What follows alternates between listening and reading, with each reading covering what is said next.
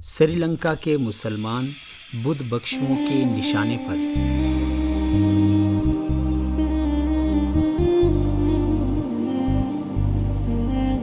عالمی خبر رساں ادارے رائٹرز کے مطابق سری لنکا کی اکثریتی آبادی بدھوں اور اقلیتی مسلمانوں کے درمیان تصادم میں 5 افراد زخمی اور کئی دکانیں تباہ اور کئی مساجد کو شہید کر دیا گیا ہے۔ اس سارے معاملے میں مسلمانوں کے ساتھ بدھ مت کی طرف سے مسلسل زیادتی کی جا رہی ہے اور وہاں کے بدھ متوں نے مسلمانوں کے ساتھ ساتھ مساجد کا رخ بھی کر لیا ہے۔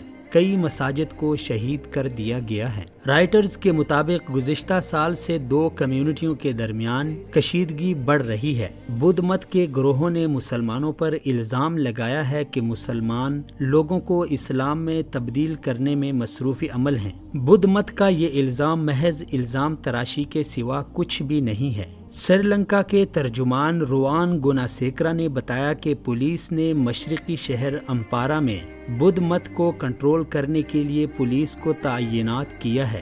گوناسیکرا نے کہا ہے کہ ابھی تک کوئی گرفتاری نہیں کی گئی ہے۔ سری لنکا کے مسلم کونسل، جس میں ملک کے زیادہ سے زیادہ مسلم تنظیمیں شامل ہیں، کونسل نے اس حملے کی مذمت کی ہے اور حکومت سے درخواست کی ہے کہ وہ اس غیر قانونی اور غیر اخلاقی عمل کی تحقیقات کریں اور مجرموں کو گرفتار کر کے سزا دی جائے۔ سری لنکا کے مسلم کونسل نے ایک بیان میں مزید کہا ہے کہ حکومت مذہبی عقائد، ذات یا قومیت کے بغیر اپنے شہریوں کی حفاظت اور تحفظ کو یقینی بنانے کے لیے اپنی ذمہ داری کو ادا کریں۔ اس قسم کے پرتشدد واقعات سے مزید کشیدگی بڑھ رہی ہے اور مسلمانوں کے کاروباری اداروں کو نشانہ بنایا جا رہا ہے۔ اس سے پہلے بھی اس قسم کے واقعات سے معاملات کشیدہ ہوئے ہیں۔ پچھلے سال سفارتکاروں نے مسلمانوں کے خلاف تشدد کی مذمت کی تھی اور حکومت پر زور دیا تھا کہ اقلیت کے حقوق اور مسلمانوں پر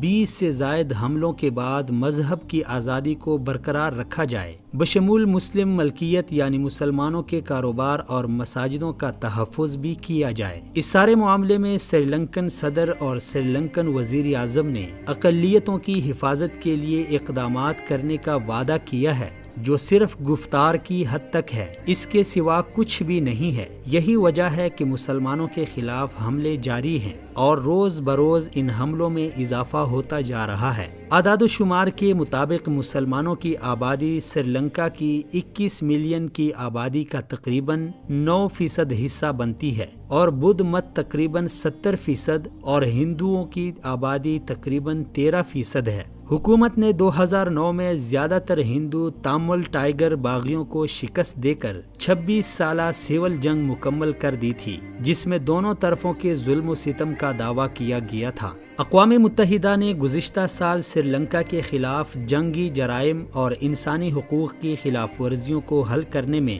سست پیش رفت کی تنقید کی۔ اقوام متحدہ کے کارکنوں نے سری لنکا کے فوج پر الزام لگایا ہے کہ جنگ کے آخری ہفتوں میں زیادہ تر تاملوں کو ہلاک کر دیا گیا ہے۔ امتی مسلمہ کے حکمرانوں کی بے حسی اور بے ضمیری پر دل خون کے آنسو روتا ہے۔ سری لنکا میں مسلمانوں پر جو عرصہ حیات تنگ کیا جا رہا ہے، اس کے خلاف ابھی تک کہیں سے آواز نہیں اٹھی۔ اس سے قبل بدھ بخشوؤں نے برما میں مسلمانوں کا جو حال کیا، اس پہ ساری دنیا نے غم و غصے کا اظہار کیا۔ وہاں رہنے والے مسلمانوں کے لیے زندگی بوجھ بنتی جا رہی ہے۔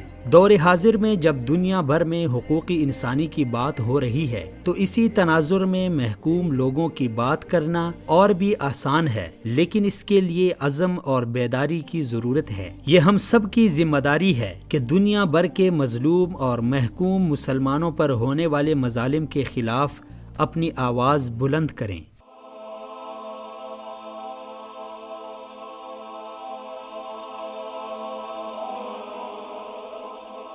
ایمان کی کرن، ہدایت کی شمع، وصال اردو۔